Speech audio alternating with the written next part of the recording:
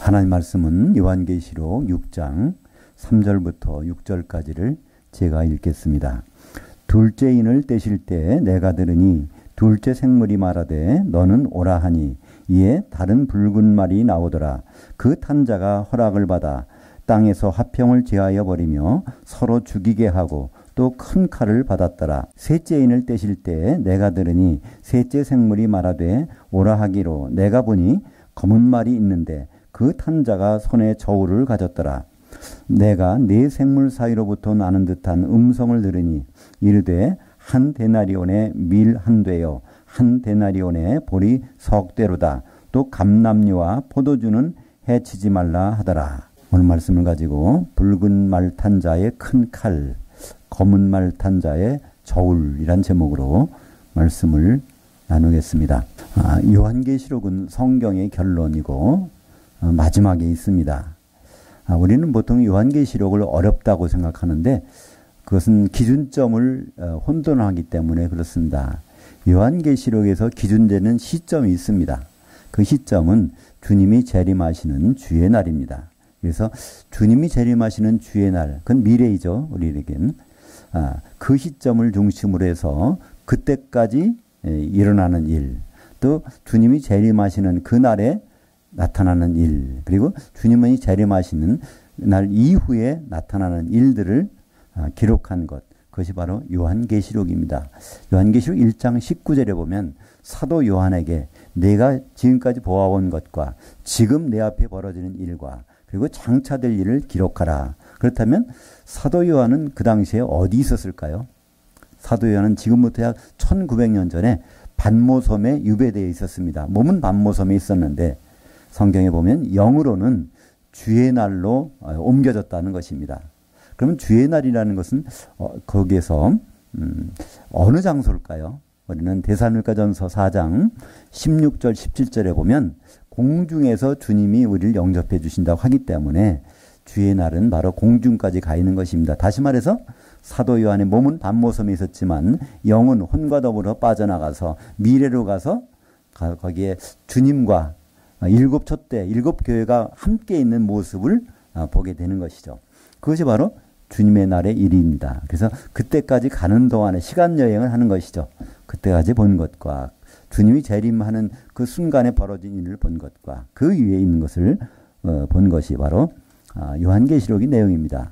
그래서 사도 요한은 이렇게 영원히 빠져나가서 여행을 하는데 요한계시록은 그 여행을 네 가지로 이렇게 잡습니다. 요한계시록 1장 10절에 보면 주의 날로 갔다가 요한계시록 4장 2절에 보면 이리로 올라오라 해서 하나님 보좌에는 셋째 하늘로 올라갑니다. 그리고 요한계시록 17장 3절에 보면 이제 광야로 가서 마지막 시대에 교회가 타락했을 때의 모습들을 보여주시고 그리고 요한계시록 20장, 21장 10절에 보면 이 모든 천지 만물이 없어진 다음에 새하늘에서 새 땅이 내려오는 장면을 보여주시는데 이 네 가지 장면을 기록한 것이 요한계시록이고요. 특별히 오늘 6장의 내용은 셋째 하늘에 올라갔을 때 거기에 두루마리 책을 전능하신 하나님이 가지고 계신데 그 내용 속에 우리가 겪게 될 모든 일이 들어있는 것입니다. 두루마리 책은 7개의 인으로 봉인돼서 7개를 다 뜯어야 이걸 펴볼 수 있는데 그것을 하나하나 떼가는 장면이 요한계시록 6장입니다. 그것을 떼시는 분은 어린 양이신 예수 그리스도께서 그걸 떼시죠. 그래서 첫째인, 둘째인, 셋째인, 넷째인부터 우선 떨어지는데 그것이 바로 어느 때 벌어진 일이냐 하는 것은 기준점을 우리가 한번 다시 넷째인을 떨어질 때 무슨 일이 일어나는 것을 보면 먼저 알 수 있다는 것이죠. 넷째인을 떨어질 때 보니까 어떤 일이 벌어지냐면 청황색말이 나타납니다. 이 청황색말이라는 것은 쉬운 말로 하면 초록색입니다. 청색과 황색을 섞어 놓으면 초록색이잖아요. 그러니까 초록색말 탄 자가 나타나는데 그 이름이 사망이라는 겁니다. 죽이는 일을 하는 거예요. 그러니까 이제 7년 환란 때 이제 그 순교가 벌어지죠. 그때 죽이는 일을 하는 그 네 가지 일을 갖고 있는데 검과 흉년과 사망과 땅의 짐승들로서 죽이는 권세를 받아 가지고 있더라. 그러니까 전 3년 반에는 그 초록색 평화를 상징하는 것으로 위장을 해서 나타나고 있다가 후 3년 반에는 제사와 예물을 금해서 이제 죽이는 일을 하는데 그 총왕생말탄자가 적그리스도라고 하면은 그 전에 나오는 세 말탄자들은 적그리스도 오기 전에 등장을 하게 됩니다. 그래서 첫째 말탄자, 흰말탄자는 우리가 지난번에 살펴본 대로 활을 가졌는데 머리에는 면류관을 쓰고 있습니다. 그러니까 면류관을 썼다는 얘기는요, 승리했다는 얘기죠. 승리의 면류관. 보통 올림픽에서 우승하면 월계관을 준다고 그러는데 그 단어입니다. 스테파노스라는 단어를 쓰고 있는. 근데 활을 가졌다는 거예요. 그래서 근데 화살은 날아가 버렸습니다. 그래서 이 부분을 보고요, 많은 사람들은 적그리스도라고 합니다. 흰말탄자는 적그리스도다. 이렇게 얘기하는. 예수님과 비슷하긴 한데, 예수님은 칼을 가지고 있는데, 이 흰말탄자는 활을 가졌다는 것입니다. 그래서 이것은 아니다. 이렇게, 기독교 방송에서 보니까 성경 강좌, 목사님들이 이렇게 말씀하시는 경우도 있더라고요. 하나님은 활을 가질 수가 없다는 겁니다. 근데 성경에는요, 칼과 활을 동시에 사용합니다. 시편 7편 12절에 보면 거기에서 하나님이 칼을 가시는데 활을 당기고 있더라. 그러니까 같이 사용하시는 거예요. 그러니까 우리가 전쟁을 할 때, 싸울 때 마찬가지 아닙니까? 가까운 데는 칼로 하지만 먼 데 있는 건 활을 써야 되잖아요. 그래서 하나님은 심판하실 때 칼과 활을 동시에 사용하시는데, 흰말탄자는 활만 들어있고 화살이 이미 날아가 버렸습니다. 그게 무슨 말일까요? 우리 예수님이 흰말탄자는 백마탄자인데요. 요한계시 19장에 보면 백마탄자, 예수님이 백마를 타고 계시거든요. 죽은 가운데서 부활하셨잖아요. 그보다 더 큰 승리가 있을까요? 우리는 보통 죽는 일이 굉장히 두렵잖아요. 근데 부활이 있다면 죽는 일은 별거 아니잖아요. 그래서 바로 그 예수님을 나타내는, 그분의 복음을 선포하는 것이 이제 흰말탄자로서 나타나게 됩니다.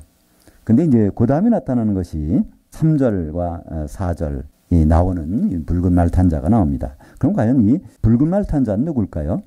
보통 이 붉은 말탄자를요, 큰 칼을 갖고 있으니까 이게 전쟁이라고 보통 해석을 합니다. 그래서 이제 마지막 때가 되면 전쟁이 나고 기근이 나고, 그리고 이 전염병이 걸려서 사망이 돌고, 그래갖고 적그리스도 활동하는 시대, 그건 앞으로 마지막에 나타난다, 이렇게 얘기를 합니다. 근데 오늘 이 붉은 말탄자를 한번 가만히 보시면요, 큰 칼을 가지고 있어요. 근데 이 칼은 전쟁용 칼이 아닙니다. 성경에는 칼이 두 종류가 있는데요. 하나는 개인용 칼이 있고 또 하나는 전쟁용 칼이 있습니다. 이 청황색말이 탄자, 그러니까 초록색말 탄자가 들고 있는 검은, 이거는 롬파이어라고 해서 이건 전쟁용 무기입니다. 그건 전쟁인데, 지금 붉은 말 탄자가 갖고 있는 이 칼은요, 마카이라라고 해서 이거는 개인용 칼입니다. 그러니까 부엌에서 쓰는 칼. 이거 칼로 하면 뭐가 나오죠? 이게 이렇게 두부를 자르잖아요. 이게 자르는 칼입니다. 뭘까? 이간시키는 칼입니다. 근데 큰 칼을 가졌다는 거예요. 무엇든지 다 이간시킨다는 겁니다. 그 보니까 붉은 말탄자는 어떻게 하죠? 허락을 받아서 땅에서 교회를 제하여 버리며 서로 죽이게 하고, 그러니까 이거는 땅에서 화평을 제하여 버린다는 것입니다. 요한계시록에서 땅이라는 것은 바로 교회를 얘기합니다. 우리는 보통 교회의 머리 되신 분이 누구죠? 예수님 그리스도. 골로새서 1장 18절에는요. 바로 예수 그리스도는 교회의 머리시라는 겁니다. 근데 요한계시록 1장 5절에 보면 바로 땅의 왕들의 머리가 되신 예수 그리스도. 땅에 있는 왕들, 우리는 왕 같은 제사장들이잖아요. 천년왕국에 우리는 왕 노릇 할 사람들인데 땅에 있는 사람이 머리라는 거예요. 그럼 바로 이 요한계시록에서 땅은 바로 교회를 얘기합니다. 그래서 땅 3분의 1이 화를 당한다. 그럼 교회의 3분의 1이 화를 당한다는 얘기죠. 그래서 이 땅에서 화평을 제하는 일을 누가 한다고요? 붉은 말을 탄 자가 한다는 것입니다. 그러니까 이 교회 안에 들어와서, 교회는 원래 하나님의 평안이 있는 것이죠. 근데 이곳에 들어와서 긴 칼을 사용해서 그걸 자꾸 제하여 버린다는 것입니다. 우리가 볼 때 교회는 평화롭고 평안하고 하나님의 은혜만 있는 곳이라고 알고 있는데요. 성경은 그렇지 않습니다. 여기에 침투하는 것이 분명히 있다는 거예요. 그것이 바로 붉은 말 탄 자가 큰 칼을 가지고 거기 들어와서 어떻게 한다고요? 서로 죽이게 한다는 겁니다. 이 마귀는요, 우리를 직접 공격하지 않습니다. 마귀는요, 우리끼리 싸우게 만들어요. 그죠? 서로가. 마귀는 큰 칼 가지고 그냥 갈라놓기만 하는 거예요. 이간만 시키는 거예요. 계속해서. 그러면 싸우는 건 우리끼리. 우리가 이것을 제대로 알 수 있다면 많은 오해가 풀려요. 어제까지 내가 그렇게 잘해줘서 나하고 이렇게 관계 좋은 사람이 갑자기 나를 비방하고 오해하고 그런 일이 벌어진다면요. 그건 그 사람을 보면 실수합니다. 바로 누가 있겠죠? 땅에 들어와서 이간시키는 자, 큰 칼을 가지고 이간시키면은 결국은 서로 싸우게 되는 것이죠. 나중에 적그리스도가 나타나서 롬파이어로 전쟁 일으키는 건 그들이 우리를 죽이는 거지만 마귀가 하는 일이냐? 마귀는 각자 상대하지 않습니다. 어떻게 한다고요? 이간시켜서 서로 하는. 그 일이 바로 오늘 4절에 보니까 서로 죽이게 하고 또 큰 칼을 받았더라. 이 붉은 말 탄 자는 바로 마귀라고 우리는 볼 수밖에 없는 것입니다. 여기서 불다는 단어가 나와요. 헬라어로 피르로스라고 하는데 이거는 헬라어의 피르라는 말에서 나온 말이다. 피르에서 나온 말이 뭘까요? 왜 파이어가 거기서 나온 말이죠. 영어로. 이게 불 같다. 그러니까 불 같은 색깔을 가지고 있는 것. 그러니까 이 불 같은 것과 가장 우리가 밀접한 것이 뭘까요? 심판 때. 불지옥이죠. 불못, 불지옥. 거기에 관련되는 요 인물이 바로 이 마귀인 것이죠. 요한계시록에서 이 붉은 또 하나의 존재가 나옵니다. 붉은 용이 나오죠. 그러니까 사실은 붉다는 말이 많이 나올 것 같지만요. 요한계시록에는 2번밖에 안 나와요. 붉은 말 탄 자와 붉은 용이 나오는데요. 과연 붉은 용이 누굴까요? 우리는 창세기부터 뱀이 사탄이고 또 이렇게 마귀라는 것을 알고 있습니다. 그죠? 근데 사실은요, 창세기에 나오는 그 뱀이, 하와를 꼬인 뱀이 이게 사탄이는 것은요, 성경에는요, 한참 뒤에 나와요. 구약 성경에 한 번도 안 나옵니다. 신약 성경에도 안 나와요. 요한계시록 12장에 가서 9절에 가서 처음으로 바로 이 옛뱀, 이것이 사탄이고 마귀고 미혹하는 자다. 거기서 나오는 것이죠. 이 뱀이 설명이 바로 이 붉은 용이라고 설명이 되어 있습니다. 요한계시록 12장 3절 하반절을 제가 읽겠습니다.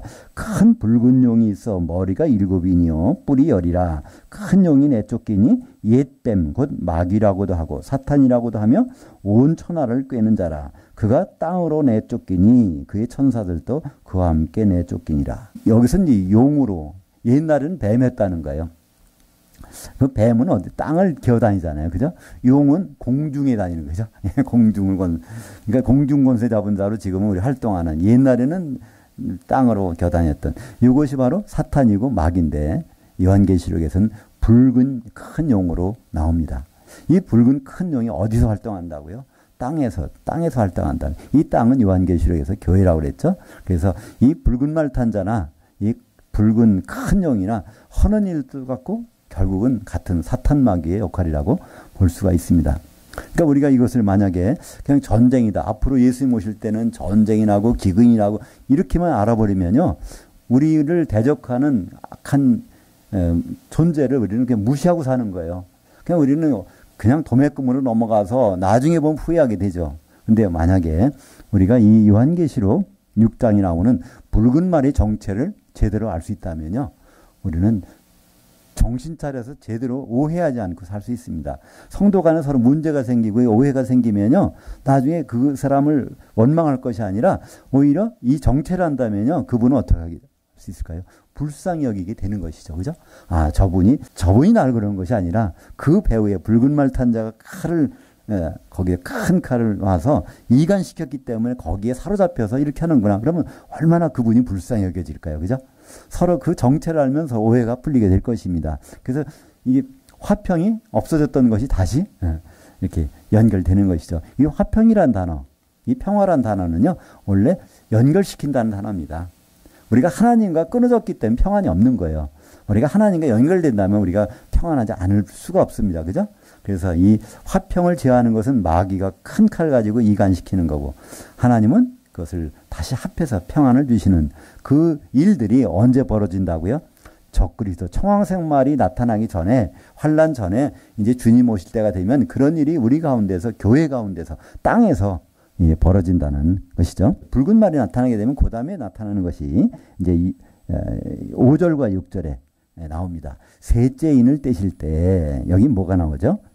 검은 말 탄 자가 나오는데요. 이 검은 말 탄 자가 여기 보면요, 인을 뗄 때마다 오라 하는 말이 나옵니다. 근데 보통은 이 오라라는 것을요, 그 말 탄 자 보고 오라고 해석을 합니다. 오라고 그러니까 흰 말 탄 자가 나왔고, 오라고 그러니까 이 붉은 말 탄 자가 나오고, 오라고 하니까 검은 말 탄 자, 오라고 하니까 청황색 말 탄 자가. 그래서 이건 막 오라고 하니까 흰말 탄 자는 예수님인데 어떻게 오라고 하냐 해서 예수님 아니라고 얘기하는데요. 여기서 오라는 말은요. 성경 원문엔 너는 오라는 얘기입니다. 지금 여기 가서 셋째 하늘에 가서 지금 보고 있는 게 누굽니까? 요한, 사도 요한 보고 너 와라. 이것 좀 보라 그런 뜻입니다. 그래서 여기서도 셋째 인을 떼실 때 내가 들으니 생물이 말하되 오라 하기로. 이건 누구한테요? 요한 보고 너 이것 좀 봐. 그러니까 여기서는 검은 말 탄 자가 나오는 것이 아니라 우리말은 나온다고 번역했어요. 나오는 일이 없습니다. 이미 검은 말 탄 자가 있는데 이렇게 돼 있어요. 그 명령을 듣고 나오는 것이 아니라 그 명령은 사도 요한에게 넌 이것 좀 와봐라 라는 거고 그때 이미 검은 말 탄 자가 있는데 그게 어떤 모습이라고요? 손에 저울을 가졌더라. 그래서 이 저울을 가지고 뒤에 보니까 6절에 네 생물 사이로부터 나는 듯한 음성을 들으니 한 데나리온의 밀 한 되요 한 데나리온의 보리 석대로다. 이 데나리온 하면 이거는 한 사람 장정 한 사람의 품삯이라고 합니다. 우리는 보통 얼마 정도 하루 품삯이 되죠? 보수적으로 잡아서 10만 원이라고 한번 해봅시다. 그죠? 예. 10만 원 가지고 밀 한 대, 10만 원 가지고 보리 석대. 그러면 이게 일반적으로 뭘까요? 야, 이거 흉년이 들어가지고 이거 좀 됐구나. 그래서 기근이라고 생각을 합니다. 그래서 붉은 말 탄 자는 앞으로 전쟁이 일어난다. 이 검은 말 탄 자가 오는 것은 이게 기근이 온다. 그러니까 우리가 그 기근에 대비해서 곡식도 쌓아놓고 준비해야 되겠구나. 이렇게 생각을 합니다. 근데 여기서는요. 기근이란 말이 아니라는 것을 우리는 볼 수 있습니다. 여기 저울이라는 단어는요. 이게 멍에라는 단어하고 똑같은 단어입니다. 쥐고스라는 단어인데요. 이것은 예수님이 이 단어를 처음 쓰셨죠. 마태복음 11장 28절에 보면 수고하고 무거운 짐진 자들아 다 내게로 오라. 내가 너희를 쉬게 하리라. 나는 겸손하고 온유하니 내 멍에를 쥐고 나를 따르라. 이렇게 내 멍에는 쉽고 가볍다. 그때 이 멍에가 바로 오늘 저울로 번역된 단어입니다. 그럼 예수님의 멍에라는 것은 뭘까요? 이 멍에라는 것은 우리는 소나 말을 띄워서 농사 일을 하는 그 도구로 사용되는데 외국에서는 멍에는 반드시 둘이 쥐게 되어 있습니다. 한쪽에 쥐고 양쪽에 쥐고 가는 그것이 멍에죠. 그러니까 예수님의 멍에는 자기가 한 편을 쥐고 계시고 우리는 같이 옆에서 따라가면 된다는 얘기. 그래서 쉽다는 거예요. 그분이 다 그걸 같이 져주시니까. 근데 예수님의 그 멍에는 우리는 교회라는 것을 생각해야 됩니다. 예수님이 왜 이 땅에 오셨을까요? 2000년 전에. 그리고 왜 다시 오실까요? 예수님은 이 땅에 오셔서 십자가에서 피를 흘리셨습니다. 그 피를 흘려서 만들어낸 것이 바로 교회죠. 그죠? 그래서 이 교회는 예수님과 결혼할 상대자입니다. 이것을 창세기 2장에서는 모형으로 보여주셨죠. 아담의 돕는 배필을 아담의 아내를 만드는 방법에서 아담을 깊이 잠들게 한 다음에 그 피를 내서 그걸 가져오는 그래서 아담이 고백합니다. 이 내 살 중에 살이요 뼈 중에 뼈니까 내 아내라고 하리라 이렇게 고백을 하는 것. 창세기 나오는 모든 내용들은 예수님의 모형들이죠. 그죠? 로마서 5장 14절에 바로 이 아담은 오실 자의 모형이라. 그래서 예수님은 가장 큰 일은 결혼하는 거예요. 누구하고 결혼할까요? 아무나 결혼하는 것이 아니라 자기 몸에서 나간 피를 가지고 만들어진 그 상대자와 결혼하시겠다는 내용이 창세기부터 요한계시록까지 이게 이어지는 것이죠. 그래서 예수님이 그럼 결혼하러 오시면 될 텐데 왜 먼저 오셨을까? 2000년 전에. 결혼할 상대자를 미리 준비하라. 그래서 십자가에 피를 흘리셔야 그 피로 구속함을 받은 사람들이 한 몸이 되는 것 때문에 그 한 몸이 되는 것을 바로 교회라고 그러죠. 그래서 교회는 예수님과 결혼할 약혼자입니다. 그렇다면 예수님은 그런 말씀 하셨어요. 마태복음 16장 18절에 너는 베드로라 내가 이 반석 위에 내 교회를 세우리니. 그래서 예수님이 이 세상에 오셔서 하는 일은 교회 세우는 일입니다. 근데 예수님은 그 교회를 결국은 못 세우고 가셨어요. 왜 그럴까요? 교회는 성령이 임해야 교회가 세워지거든요. 내가 떠나가는 것이 유익이라 내가 가지 아니하면 그 성령이 오시지 아니할 것이요. 내가 가면 그를 보내리니. 그래서 성령의 기름이 있는 곳에 교회가 시작되는 것이죠. 그래서 예수님이 하고 싶은 일은 바로 교회를 마련하는 것입니다. 교회를 마련하는 일에 그것이 바로 다른 말로 하면 그분의 멍에죠. 그분의 멍에를 같이 지는, 그러니까 교회가 완성될 때까지. 이 교회가 완성되면 요한계시록에서 새 예루살렘에 어린 양의 신부가 나와서 어린 양과 결혼한 장면이 나오죠. 그러니까 오늘 이 저울을 들고 지금 잰다는 얘기는 뭘까요? 이 그분의 멍에, 그분의 그 교회를 이루는데 합당한지 안 한지를 재보려고 그러는데 보니까 한 데나리온에 밀이 한 대요. 한 데나리온에 보리가 석 대로다. 이것은요, 이 밀이라는 원래 단어는 알곡이란 단어입니다. 이 힐라어로 시토스라고 그러는데 마태복음 3장 12절에 보면 세례요한이 그러죠.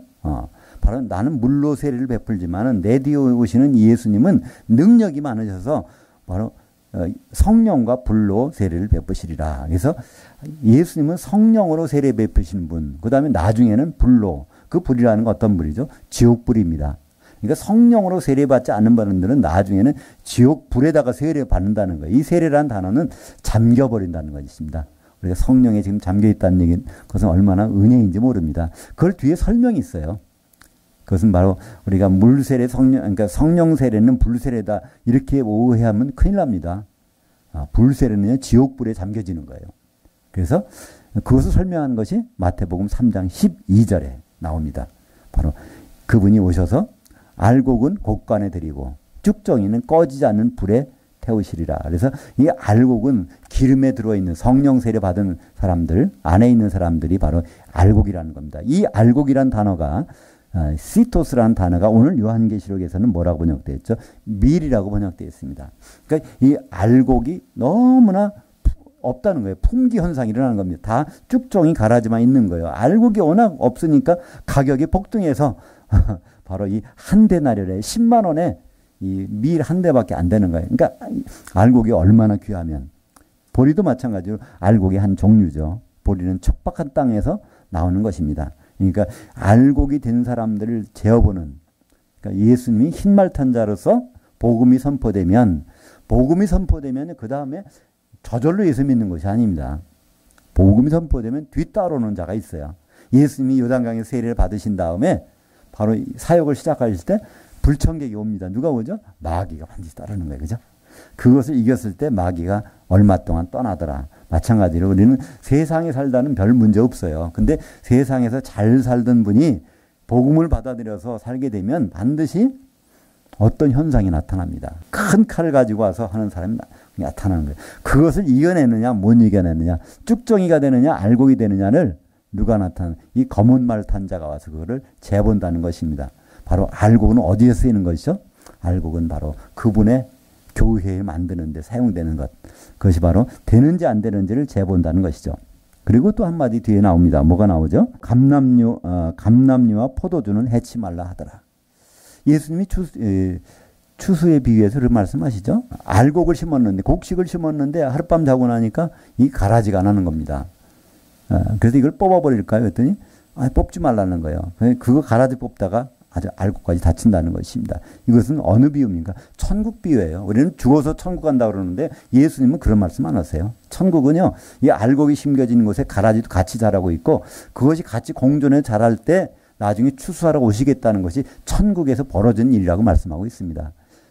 이 가라지는 누가 심었죠? 마귀가 심었다고 했잖아요. 만약에 우리가 죽어서 천국 가는 곳이 맞다고 하면요, 거기에 마귀가 있고 가라지가 있고 그런 동네가 천국입니까? 성경에서는요, 우리는 죽어서 천국 간다는 말이 없습니다. 오히려 뭐라고 그러죠? 죽어서는 기다리라는 겁니다.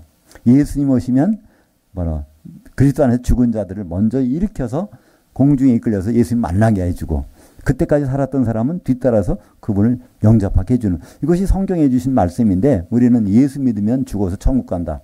안 믿으면 지옥 간다. 지옥도 마찬가지죠. 지옥은 누가 간다고요? 예수 믿는 사람 중에서 형제 사랑 안 한 사람들. 지옥이 맨 먼저 나오는 그 성경 구절이 어디 있는지 아십니까? 마태복음 5장 22절에 나옵니다. 거기 보니까 형제에게 노하는 자, 형제에게 라가라고 하는 자, 바로 형제를 그 바보라고 하는 그들이 어디 지옥불에 던져진다는 거예요. 그러니까 세상 사람들이 형제가 아닙니다. 주 안에서 형제된 사람끼리 사랑을 하나 되지 않는 사람들이 가는 곳이 바로 이 지옥불에 던져진다는 거예요. 그러면 믿지 않는 사람들은 어디 갈까요? 믿지 않는 사람들은요, 지옥은 구경도 못해요. 믿지 않는 사람들은 어디 가죠? 죽어서 음부에 가 있습니다. 음부에 가 있다가 요한계시록 20장 13절에 보면 음부가 죽은 자들을 내주며 백보자 심판 때 그때 그들은 심판을 받을 것입니다. 예수 믿는 사람 중에서 밭에 심겨졌는데 이 밭이라는 것은 교회를 얘기합니다. 고린도전서 3장 9절에 보면 너희는 고린도 교회는 하나님의 밭이요 하나님의 집이다. 그 밭에서 지금 알곡이 다 나오기를 기대하고 있는데 쭉 가라지도 심겨져 있고 쭉정이도 나오게 되면 거기서 얼마나 품귀 현상이 있겠어요. 그럼 결국 한 데나리온에 밀 한 대, 알곡 한 대라는 겁니다. 한 데나리온에 바로 이 알곡과 비슷한 바로 좀 가격은 떨어지지만 그러나 그 어디 이거겠죠. 알곡이 됐으니까 시장이 나올 거 아닙니까, 그죠? 쭉정이라면 시장에 나오지도 못하죠. 그래서 이 알곡과 이 밀과 보리가 얼마나 귀한지 언제요? 지금 귀하다는 거예요. 적그리스도 청황색 말이 나타나기 전에 그런 일이 벌어진다는 것입니다. 우리가 지금 한번 우리 교회를 한번 보시고 이 세상을 이렇게 돌아보시면요, 이런 일들이 나타난다는 교회 안에서 큰 칼이 휘둘려져 갖고 교회가 풍비박산 나는 일들이 벌어집니다. 그죠? 그리고 또 정말 하나님 보시기에 믿음 있는 사람이 얼마나 될까? 하나님의 저울, 예수님의 저울, 예수님의 멍에인 교회에 합당한 알곡들이 얼마나 될까? 참 귀한 일. 그러나 그냥 내버려 두시겠다는 거예요. 언제까지? 추수 때까지. 그래서 감람류는 뭘까요? 감람류는 올리브 나무입니다. 올리브 나무는 바로 기름이 있는 것이에요. 성령에 들어와 있는 성도들, 성령 받은 성도들 얘기하고요. 이 포도주는 뭘까요? 하나님의 예수님이 피의 공로를 힘으로 구원은 받았지만 기름이 준비되지 않은 자입니다. 요한계시록에서 포도주는 항상 진노의 포도주라는 말로 수식어가 나옵니다. 앞으로 계속 진노의 포도주, 진노의 포도주. 하나님의 은혜, 피의 은혜는 받았지만 기름을 준비하지 않은. 그래서 감람류와 포도주가 같이 있는 거예요. 같이 있는데 그들은 그냥 내버려 두라는 거. 언제까지? 주님 오실 때까지. 이 포도주, 진노의 포도주에 해당되는 사람들을 뽑다 보면 이 감람류가 다칠 수가 있다는 것이죠. 그래서 그냥 내버려 두라는 것입니다. 우리는 여기서 다시 한번 요한계시록을 통해서 하나님 우리에게 무슨 메시지를 주시는지를 한번 생각해 봐야 됩니다. 막연하게 안다는 것은요, 나중에 가서 후회할 수 있습니다. 우리는 막연하게 전쟁이 나고 기근이 나고 그다음에 이 전염병이 돌고 이런 일이 앞으로 있을 것이니까 대비해야 되겠다. 이렇게 요구를 받아들이면 안 됩니다. 그건 분명히 일어납니다. 청황색 말탄자가 올 때 검과 기근과 사망과 땅의 짐승들로서 죽이더라. 땅의 짐승들은 뭐라고 그랬죠? 땅은 교회인데 교회에 짐승 같은 사람들이 있다는 겁니다. 짐승과 사람은 뭡니까? 차이가 영이 있느냐 없느냐죠. 영적인 생활 하느냐와 없는, 그렇지 않느냐. 근데 이 땅의 짐승들을 요한계시록 13장 11절에 보면 땅에서 올라오는 짐승, 그게 누구죠? 거짓 선지자입니다. 거짓 선지자라는 것은 하나님 말씀을 전하긴 전하는데 잘못 전하는 자. 그들은 원래는 그렇지 않았는데 이게 교회에서 사람들이 바꿔진다는 거예요. 누구의 영향력을 받았을까요? 사탄의 영향을 받게 되는 이제 적그리스도와 거짓 선지자들이 활동하는 때가 분명히 올 겁니다. 그때는 분명히 전쟁과 기근과 사망과 흉년, 땅의 짐승들로서 거짓 선지자가 있지만 그들이 아직 활동하기 전에 지금 뭐가 활동한다고요? 큰 칼 가진 자가 활동하고 있는 것을 우리는 느껴야 됩니다. 그죠? 복음을 받아서 신앙생활하는 너무 잘 돼. 수상합니다. 그죠? 그럼 마귀가 접근을 안 해요. 왜 접근 안 할까요? 아예 자기 편이니까 접근 안 하는 거예요. 그죠? 우리가 예수 믿고서 더 오히려 여러 가지가 힘들어지고 오해받고 하는 경우가 많을 수 있어요. 사도 바울을 보세요. 얼마나 힘든 생활을 했는가. 그죠? 그것은 바로 마귀의 공격의 목표가 되기 때문에 그렇다는 거예요. 그러나 그것을 이기게 되면 알곡으로 인정을 받아서 그분의 멍에, 그분의 몸을 이루는 도구로 사용이 될 것입니다. 그렇지 않게 되면 참 우리는 앞으로 당할 일들, 형제를 노하는 자가 가는 곳, 그죠? 미련한 자가 가는 곳, 그곳에 갈 수도 있다는 사실이 생각해야 될 것입니다. 이것은 오늘 요한계시록 6장에 나오는 이 말씀들은 앞으로 일어날 현상을 얘기하는 것이나 지금 우리가 겪고 있는 일들을 우리가 눈여겨봐야 된다는 것입니다. 우리는 항상 긴 칼 갖고 있는 자가 큰 칼을 갖고 있는 자가 우리를 보고 있다는 것이죠. 그걸 베드로는 이렇게 말하죠. 베드로전서 5장 8절에 보면 마귀가 우는 사자와 같이 삼킬 자를 찾고 있는 그때니까 너는 정신 차려서 그걸 대적하라. 우리 대적이 있다는 겁니다. 다른 종교는요 그런 원수가 없어요. 근데 기독교는 항상 그 원수가 있다는 겁니다. 근데 원수만 있을 뿐 아니라 그것을 우리가 어떻게 이겨내는지를 검은 말이라는 검다는 색깔은요 밤이란 뜻입니다. 그죠? 안 보이지만 그것을 재고 계신 분이 계시다는 거예요. 우리를 인정해 주시는 분이 있다는 겁니다. 그게 우리가 얼마나 든든할까요? 그죠? 긴 칼을 가지고 큰 칼을 가지고 나타나는 악한 그런 세력 안에서 우리가 대적해서 승리하는 알곡 신자들이 분명히 있다는 것. 그것을 하나님은 보고 계시다는 것을 우리는 큰 위안으로 삼을 수가 있는 것이죠. 계시록은 누구에게 보낸 편지입니까? 사람들은 이렇게 말씀해요. 계시록은 주의 사자에게 보낸 편지다. 그래서 이거는 주의 종들, 목사님들만 읽으라고 된다. 이렇게 해야 된다고 생각하는 사람들이 있습니다. 그래서 계시록 강의를 가보면요. 목사님이야 거기 들어가는 경우가 많이 있어요. 근데 이거 잘못된 것입니다. 그 주의 사자라는 것은요. 주의 천사를 잘못 번역한 거예요. 이 요한계시록은 바로 교회들에게 보낸 편지고 주의 종들에게 보낸 편지인데 이 성경에서 주의 종이라는 것은요. 목사님이 아닙니다. 요한계시록에서 주의 종이라는 것은요. 19장 5절에 나와요. 크든지 작든지 나이가 많든지 적든지 주님을 경외하는 자는 바로 주의 종이라는 거예요. 주님을 경외하는 자가 뭘까요? 두려워하는 자. 왜 사람들이 예수 안 믿죠? 또 예수 믿는 사람들이 왜 적당히 믿죠? 하나님이 무섭지 않은 거예요. 하나님이 무섭다면요. 그는 그분의 종이 될 수밖에 없어요. 그죠? 바로 그분의 노예로서 사는 것을 너무나 감당하는 거예요. 그죠? 그거를. 근데 우리는 그분이 너무나 그냥 내 도우미로 생각하는 거예요. 내가 어떻게 어려울 때 나 좀 도와주세요. 안 도와주시면 나는 다른 방법 강구하겠습니다. 이런 정도로 믿는 것은 종이 아닙니다.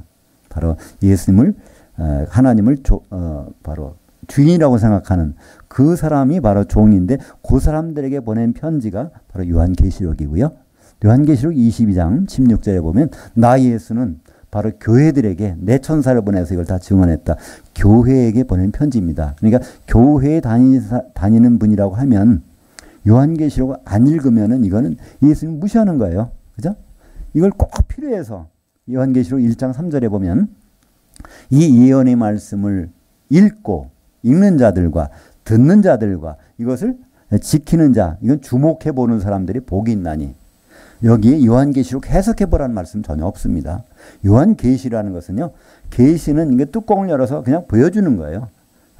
구약에는 그것을 묵시라고 합니다. 묵시라는 것은요. 그냥 환상을 보면 이걸 이해하기 위해서 노력하는 거예요. 환상 저게 무슨 뜻일까? 근데 요한계시록은 묵시록이 아니라 그냥 보여주신 거예요. 그건 보면은 그냥 흰 말 탄 자, 활을 이미 쏴버렸네. 그 다음에 붉은 말 탄 자가 이간시키네. 그 다음에 검은 말 탄 자가 우리 믿음을 재보고 있네. 그 다음에 바로 나타나는 것이 이제 검과 흉년과 사망과 기근으로서 이제 막 죽이는 7년 환란기가 오네. 이걸 그냥 보면은요. 지금 우리가 겪고 있는 일들이 너무나 당연하고 예측 가능한 일이라는 것을 우리는 알 수가 있는 것입니다. 우리는 막연히 이것을 요한계시록을 해석한다고 하면서 붉은 말 탄 자는 그냥 전쟁이다. 나와 상관이 없다. 또 이 검은 말 탄 자는 기근이다. 나 나중에 준비만 하면 되겠네. 이렇게 알아서는요. 나중에 큰 낭패를 당합니다. 그죠? 네. 바로 붉은 말 탄 자는 지금도 우리 가운데 활동하고 있는 마귀의 활동입니다. 그리고 검은 말 탄 자는요. 바로 우리의 믿음을 달아보시는 정말 알곡이 됐는지 쭉정이가 되는지를 우리를 달아보시는 바로 그 주님이 보낸 천사라고 볼 수 있습니다. 사랑하는 여러분, 복음대로 살고 있는데 아무 일이 안 나타난다면요. 한번 생각해 봐야 됩니다. 왜냐하면 붉은 말을 탄 자가 큰 칼 가지고 서로 죽이게 하고 이간시키는 일이 땅에서 벌어지는데 그 땅에 없다는 얘기잖아요. 그죠? 교회에 없다는 얘기입니다. 진짜 교회에 없다는 얘기니까 그건 마귀가 아예 상대다는 그런 교회에 있다면 수상한 믿음이라는 거예요. 그렇기 때문에 우리는 예수 믿어서 복 받고 잘 살자. 이렇게 하는 것이 나쁜 건 아니지만 거기에다 신경 쓰다 보면요. 제대로 우리가 할 일을 못하게 된다는 것입니다. 검은 말 탄 자를 기근이라고 이렇게만 생각하면요. 이건 큰일 납니다. 그죠? 그것은 앞으로 있을 기근을 얘기하는 것이 아니라 지금 얼마나 주님 보시기에 알곡의 품귀 현상이 벌어지는지, 주님 보시기에 너무나 쭉정이하고 가라지가 너무나 많다는 거예요. 그때 우리가 과연 주님의 합당한 자가 되기 위해서는 어떤 준비를 해야 되는지 간단합니다. 성령의 기름만 준비하면 되는 거예요. 그죠? 우리 감람유로서 남아있으면 되는 것입니다. 그냥 진노의 포도주로 은혜만 받고 예수님의 피의 공로만 얻고 그냥 끝나는 버리는 사람이 아니라 성령 안에서 하나가 되는 그런 일들을 준비할 때 우리는 주님이 기뻐하시는 사람이 될 것입니다. 우리가 하루하루 지날 때마다 정말 이간시키는 일이 일어나고 어려운 일이 일어나고 오해가 일어나고 그러면 오히려 우리는 이게 내가 살아있구나 생각하십시오. 그리고 정말 성령의 기름 가운데서 우리가 알곡이 된다는 것이 얼마나 귀한 일인가. 왜냐하면 알곡은 곡간에 들이시고 쭉정이는 꺼지지 않는 불에 태우시리라. 이거는 분명히 일어날 일이잖아요. 그죠? 주님이 오시면 그거는 분명히 일어납니다. 그건 세상 사람들 얘기하는 것이 아닙니다. 세상 사람들은 아예 다른 방법으로 해결하세요. 그러나 예수 믿는 사람들 중에 알곡은 곡간에, 예수 믿는다고 하는 사람들 중에 쭉정이가 되어버리면 그거는 꺼지지 않는 불에 태우시겠다는 것은 바로 그분의 생각이고, 그것이 바로 오늘 요한계시록 6장을 통해서 우리에게 말씀해주고 있는 내용입니다. 기도하겠습니다.